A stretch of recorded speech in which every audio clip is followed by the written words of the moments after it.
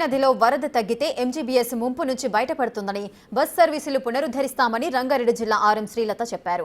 నిన్న రాత్రి 10 గంటలకు ఎంజీబీఎస్ లోకి వరద నీళ్లొచ్చాయని, ఆ సమయంలో బస్టాండ్లో ఉన్న 3000 మంది ప్రయాణికులను సురక్షిత ప్రాంతాలకు చేర్చామని తెలిపారు.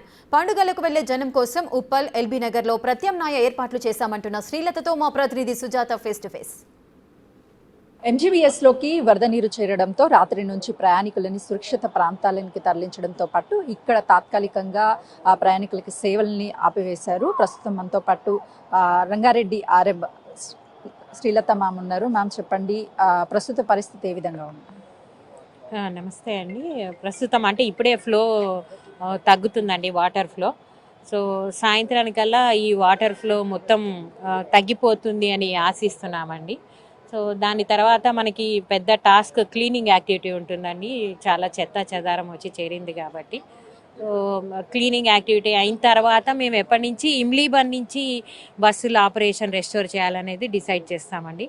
ఇప్పుడైతే ప్రయాణికులకు ఇబ్బంది లేకుండా ఆల్టర్నేటివ్ అరేంజ్మెంట్స్ ఆర్ఎం గారు Uppal Jubilee bus station and LB Nagar ఏరియాల్లో అరేంజ్ చేయడం జరిగిందండి. అదనపు బస్సులు అన్నీ కూడా ఈ పాయింట్స్ నుంచి ఆపరేట్ చేస్తున్నాము.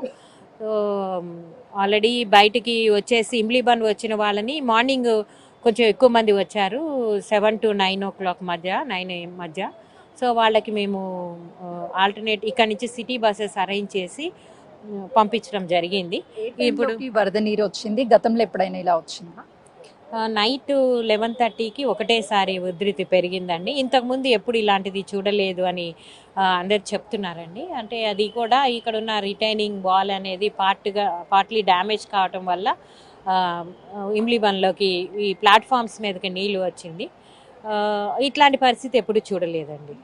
సాధారణ రోజుల్లో ఎన్ని బస్సెస్ ఇక్కడ నుంచి వెళ్తాయి? ఇప్పుడు దసరా సెలవులు కావడంతో ఎన్ని బస్సులు వెళ్తున్నాయి?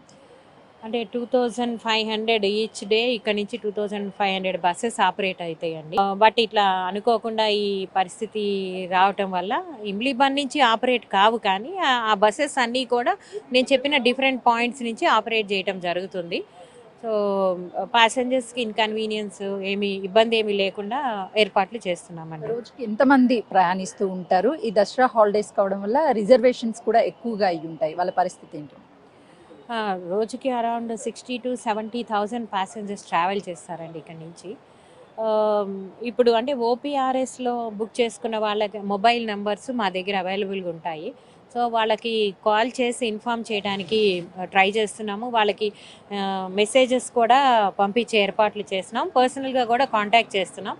సో వాళ్ళు అంటే ఖమ్మం వెళ్ళాలనుకున్న వాళ్ళు ఎల్బీ నగర్ పాయింట్లో బోర్డ్ చేయమని, అలాగే విజయవాడ వాళ్ళు కూడా ఎల్బీ నగర్ పాయింట్లో బోర్డ్ చేయమని ఇట్లా రిక్వెస్ట్ చేస్తున్నామండి.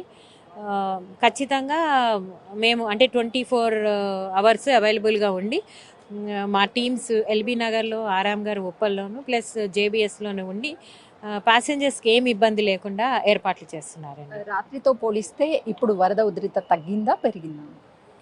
చాలా వరకు తగ్గిందండి. రాత్రితో పోలిస్తే చాలా వరకు ఫ్లో తగ్గిపోయింది. ఇంకా పైనుంచి వచ్చే నీరు కూడా తగ్గితే సాయంత్రానికి క్లియర్ అవుతుందని అనుకుంటున్నామండి. రాత్రి ఇక్కడ ఉన్నటువంటి రిటర్నింగ్ వాల్ సడన్ గా తొలగిపోవడం వల్ల పైనుంచి వస్తున్నటువంటి వాటర్, ఈ వరద నీరంతా ఎంజీబీఎస్ బస్ స్టాండ్లోకి చేరింది. దాంతో ఇక్కడ ఉన్నటువంటి ప్రయాణికులందరినీ కూడా సురక్షిత ప్రాంతాలకి తరలించాము. ఈరోజు సాయంత్రం వరకు ఫ్లోటింగ్ తగ్గితే ఇదంతా క్లీన్ చేసిన తర్వాత యాస్టీస్గా బస్సుల రాకపోకలు ఉంటాయి అని చెప్పేసి ఆర్ఎం చెప్తున్నారు. కెమెరామెన్ శ్రీకాంత్తో సుజాత, ఎంజీబీఎస్.